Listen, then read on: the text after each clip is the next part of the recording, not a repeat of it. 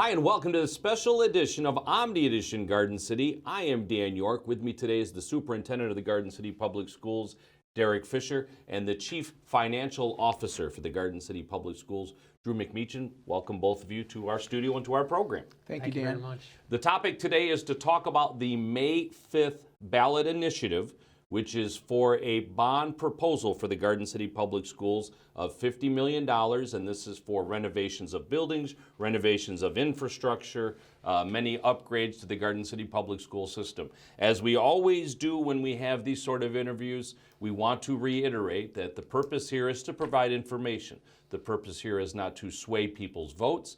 The purpose here is to give you the information that you need to make the decision when you vote on May 5th.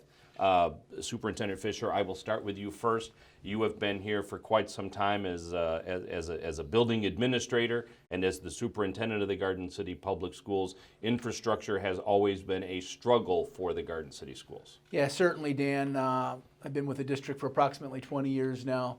A number of years as an administrator, spent a lot of time at the high school, and I'm in my 5th year now. Time certainly flies. 5th year as superintendent.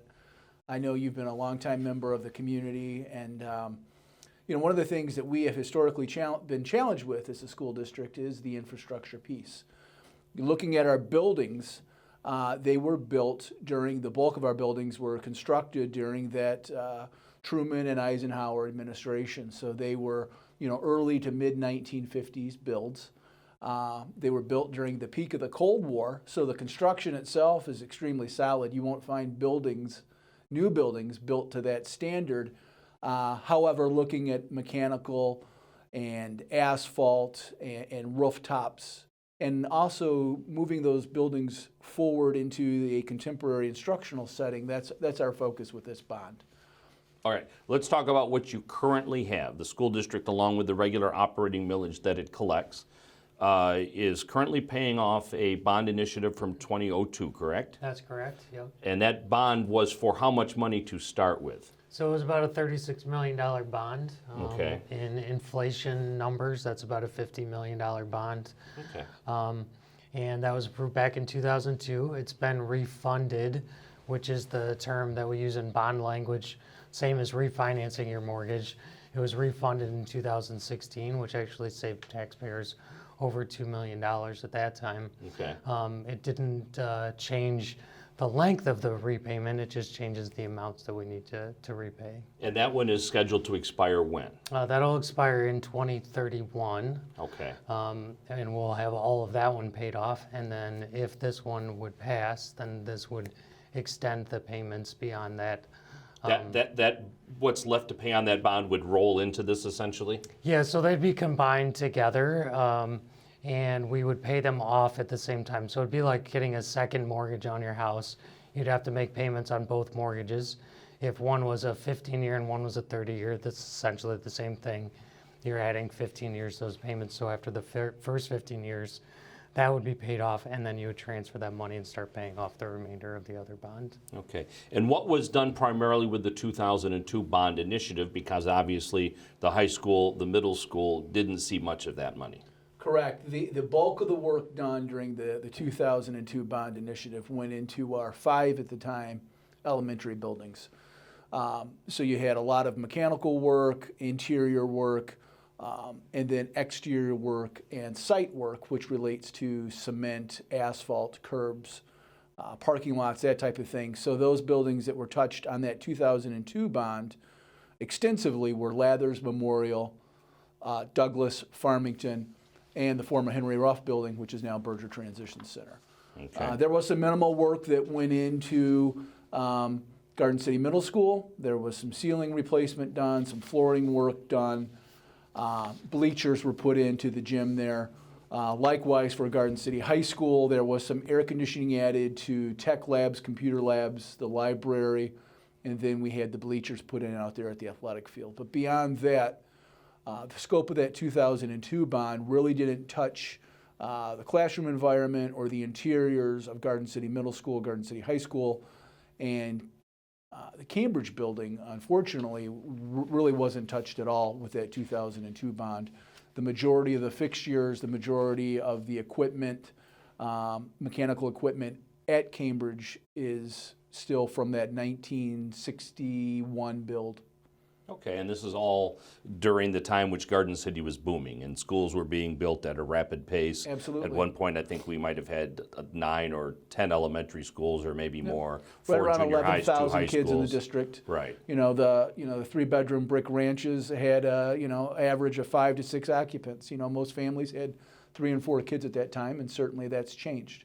Okay. Now, one of the other things the school district has done in the last, I believe, at least 10 years, maybe longer, is pass something called a sinking fund, which is specific money. Talk to me about that. Yeah, Dan, we recently renewed our sinking fund this past November. That was the second renewal of the sinking fund. So that sinking fund now has been in place, I want to say, for 10 years or so. And what we've done with that fund specifically is projects across the district to keep infrastructure basically up to snuff. We replaced the high school boilers. We redid the rubber gym floor at the high school. We've done some drainage projects in elementary buildings and playgrounds. We replaced the windows at the high school. We've done some partial flooring replacements. Some of those high visibility jobs, of course, were the high school parking lot, but also the high school tennis courts and athletic track. And most recently, we've done some extensive flooring replacements across the district. And sinking funds can only be used for those sort of things, correct? That's correct. Bonds and sinking funds are similar, so they can only be used for infrastructure type of things. They can't be used for operational expenditures. A sinking fund specifically is more like a debit card, so you collect the millage, then you can spend it out. Okay. A bond is more like a mortgage where you get all of your money up front and then you use all of the money and then you pay it off over time. The other difference between the sinking fund and a bond is that a bond can't be used for repairs. It can only be used for replacements or brand new builds. Okay. Whereas a sinking fund, so for example, like your HVAC system, your heater, if you had that at home, your furnace, if the motor went bad, you could use the sinking fund to replace the motor. You cannot replace the motor with the bond. You would have to replace the entire furnace. So you would still have the vehicle of the sinking fund available if this were to pass to make those sort of repairs and corrections. That's Absolutely. correct, In both of these vehicles, it's important to point out that, they can't be applied towards salaries. They can't be applied towards, curriculum type purchases. They are specific for these infrastructure items, or in the case of the bond, we are looking at including musical instruments. And then also a renovation in the area of science labs and some adjustments to classroom and common areas for STEM type activities. All right, so let's talk to how you got to this point.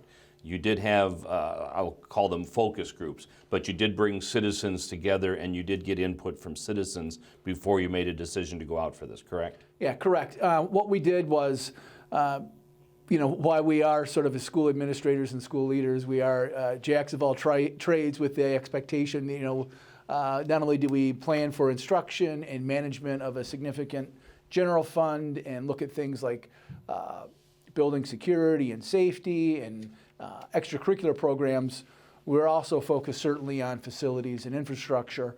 But what we did was we brought in French & Associates. They're a well-known, well-respected architectural firm that works with schools and municipalities, and they've spent a lot of time in schools across Michigan for the past 30 years or so. We brought them in the spring of 2019, and they did a sort of stem to stern, very extensive facility study on all properties and all buildings across the district. And then they brought a report to us, and that report had approximately $64 million worth of recommendations for items and areas that needed to be addressed. So what we did then in October, once we had that report, we met with 6 different community focus groups. Those included students, elementary parents, secondary parents, members of the community, city leadership. And what we did was we said, hey, we have 3 proposals here. We brought 3 different proposals to them, a $20 million, a $43 million, and a $50 million proposal. And we said, we know that infrastructure needs to be addressed. We're fearful of an infrastructure crisis in the district. We want to get your feedback moving forward on a bond initiative that you feel the community would support. So we had input from approximately 100 stakeholders on this. Overwhelmingly, the feedback we had was they felt the $50 million one was most important. There was a sense of urgency with that, with wanting to get things done, and they felt like there would be community support for this $50 million bond. Okay. And in the spirit of full disclosure, I sat on one of those panels, one of those focus groups, spent an afternoon at central office and gave my input also. So I just wanted to be upfront about that. So what are the specifics then of what, if this were to pass on May 5th, what are the specifics of what would be taken care of? Well, first of all of our buildings and properties would be addressed, right? So this would include the elementary buildings, it would include Berger Transition Center, it includes Garden City Middle School, Garden City High School, and absolutely it includes Cambridge, because that building needs some TLC, to put it lightly. Would also include small areas for the buildings and grounds facility, the bus garage on the central office property, and also the central office building. What would be done specifically, if we want to look at kind of 4 areas in particular, there would be interiors done, there would be exterior work done, there would be mechanical work done, and there would be site work.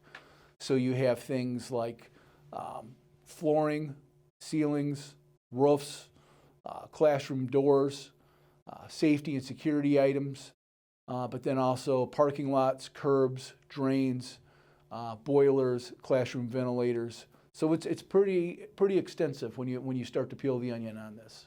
Okay.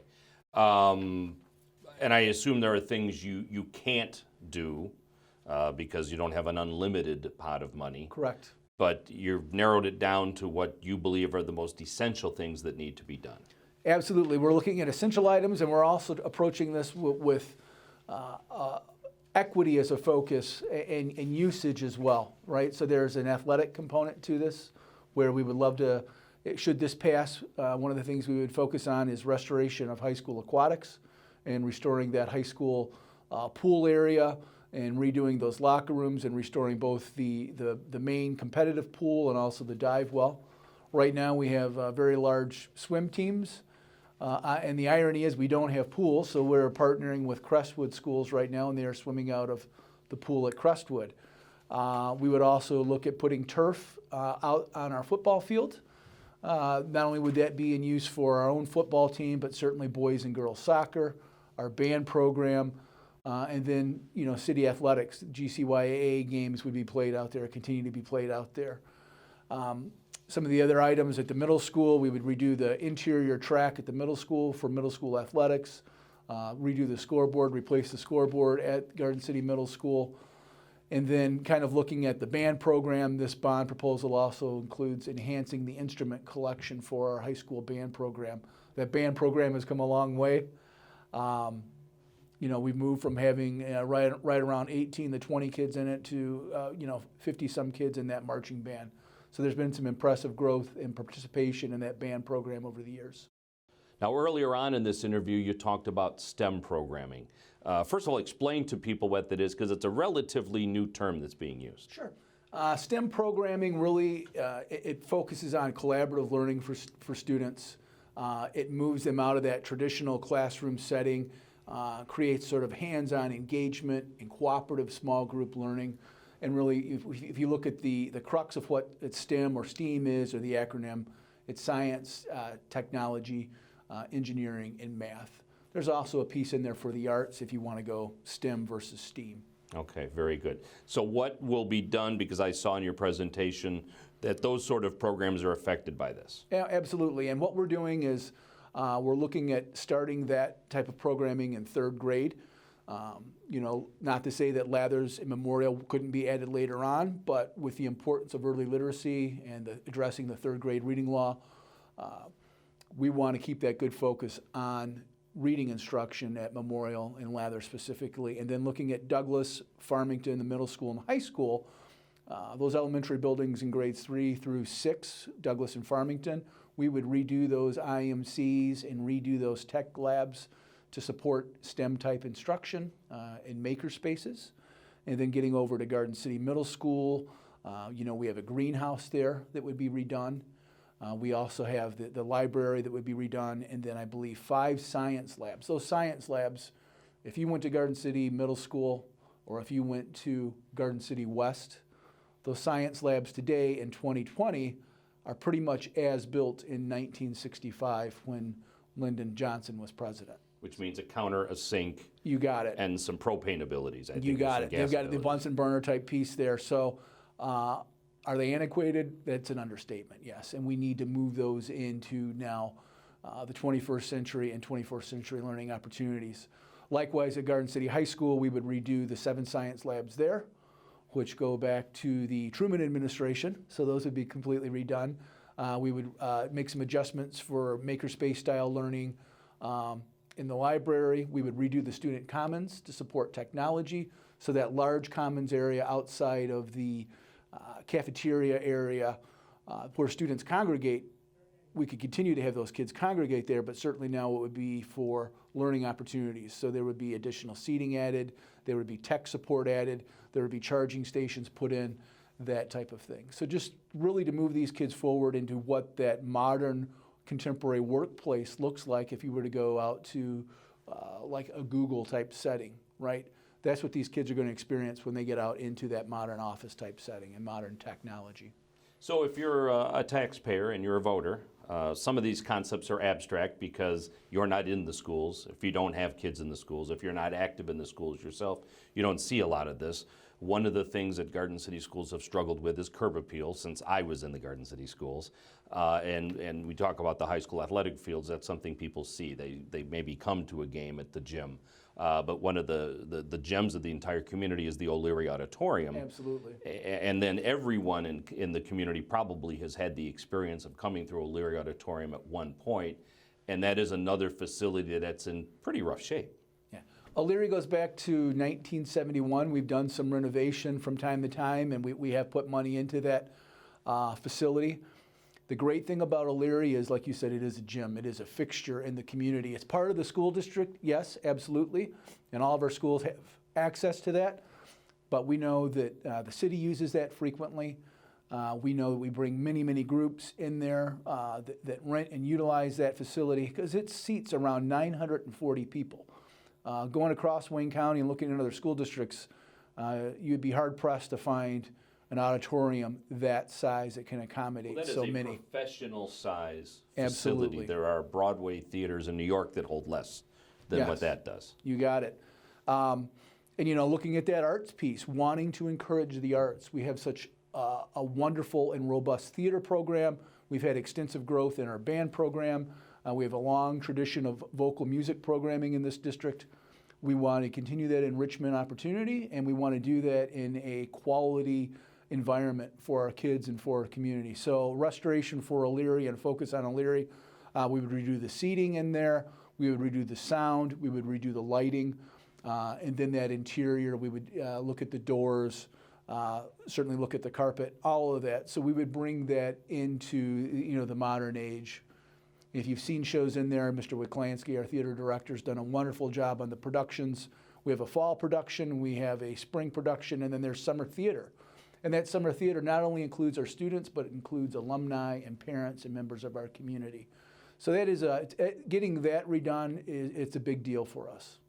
And we talk. Some people forget that there is a stage at the middle school, that was meant to be a gymatorium or whatever the term was there. Yes. It's not really been used as a stage. There are thoughts about bringing that back to life? Absolutely. Looking at the flooring in there, that flooring in there, like I said, goes back to 1965. So this bond initiative has a restoration of that middle school gym, sort of stage flooring being replaced, and then working on sound and lighting in there as well.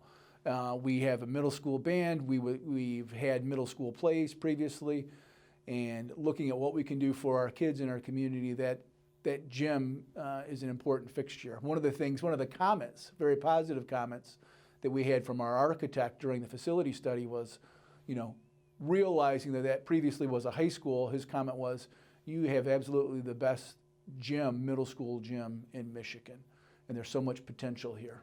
Very good. So let's go the other direction. These are the curb appeal things. But then we go back to things like boilers and deep infrastructure for air conditioning, heating, cooling, and that kind of stuff. Right.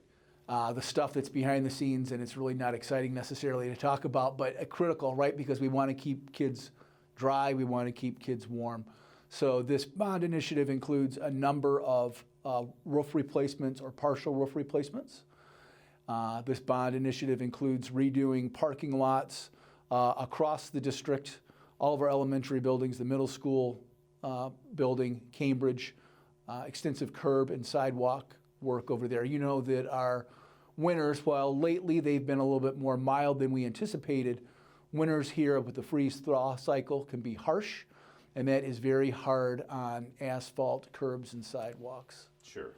All right, so you said this is a $50 million bond proposal, that your study came back and said that there was $64 million in improvements that needed to be made. What kind of things aren't being improved, and how are you going to address those? You know, and we kind of had to weigh options. The community knows and remembers that there used to be a pool at Garden City Middle School. Currently, there's no plan to bring that pool back online, to speak, right? We're going to keep that pool shuttered.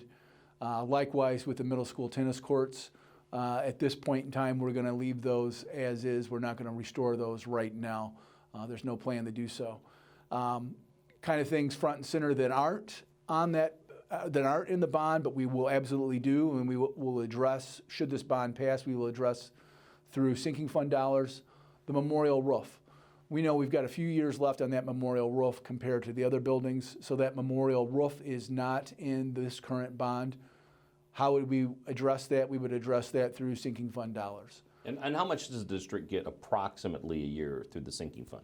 So we get approximately $1 million. It's about $1,030,000 a year. Okay.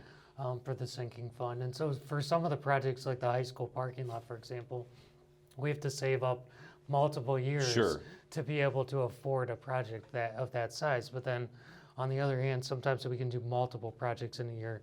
This year we're doing the windows at the middle school. So as soon as school was supposed to get out in June, that's when we were going to start replacing all of the windows at the middle school. That's something that's already there. We used sinking fund dollars recently to do some of the bathrooms at the high school. We have a project bid out right now that's ready to start again this summer for high school bathrooms, an additional pair, and then 2 sets of bathrooms at the Garden City Middle School. So those are things that we are doing with the sinking fund. Should this pass, what does it cost the average homeowner? And I know these numbers aren't always exact, but there is a projected number, correct? So right now, our projections are that we would have to levy an additional 1.65 mils, and based on the information that we received for average home taxable value in Garden City, that's about $40,000, and so that would be $550 a month or $66 a year additional. All right, and when you hear the number of the taxable value of $40,000, even though your home might sell for $120,000, $130,000, $150,000, and your neighbor's home might have sold for that, the taxable value in Michigan is half of what the state determines the value to be. But that number is kept down by the Headley Amendment in Proposal A, so it doesn't necessarily translate to actual, real numbers that exist in the commercial market, I guess. Yeah, that's correct. When I first heard the number of 40,000, I actually thought it sounded quite low. But I'm a resident of Garden City. I've been a homeowner here for over 15 years, and I went and looked mine up, and mine's pretty close to that. So it made sense then that was really close to the number. So what else can the sinking fund account for that this $50 million bond proposal won't be able to do? Those upfront items, in addition to the memorial roof, we would take a good hard look and do some site planning and site work at both the boys' baseball diamond and the girls' softball field. You know, really trying to manage that drainage piece and continue to enhance those properties, you know, to the standard our kids deserve. Okay, and one of the things we didn't talk much about, it's a new world we live in many regards, but the safety of schools has become front and center, obviously, in the last 10 to 15 years. And with older buildings, there's not much there other than being able to lock a door. What other things are you looking at when it comes to safety and security? Absolutely. You know, one of the things I share with our staff and our community is just like school improvement is a continual process, so is student and staff safety, right? And school security is a continual process. So this bond does include some security upgrades and enhancements. Every classroom door across the district would receive a specialized lock that's recommended by the Department of Homeland Security that allows teachers to engage a sizable deadbolt to create a enhanced barrier, an enhanced lockdown. In addition to that, community members know that our elementary buildings have a vestibule type screening, dual doors, sort of a single point entry. Given the age of our middle school and high school, there's some challenges with that, with the layout of those buildings. So those buildings' front office areas, main entries would be completely redone, moving them into sort of a single point entry with a screen vestibule where guests and visitors are taken directly to the office, unlike they are now. So there'd be, especially at the middle school, there'd be extensive work done on that piece. All right, so it's a fairly comprehensive plan. It's a very ambitious plan. And again, the point here is to get the information out to the community. It is not the place of us here or the school district to tell residents how to vote, but it is the job of all of us to get the information out to the community. So if people have additional questions, where can they find the answers to these questions? Sure. If they go to our district website, gardencityschools.com, on the top right hand side there is a tab that says School Election 2020. There's information specific to our bond there.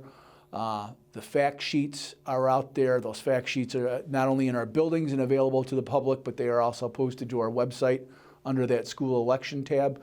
And then if there are specific questions that they haven't had answered, they can call 734-762-6300 and leave a message, and either myself or Mr. McMechan will get back with them. All right, well, I want to thank you both for taking the time out of your day to be with us, and no matter what you decide to do on the May 5th election, we do encourage you to get out and vote. Absolutely. Thanks very much for watching, and good night, everybody.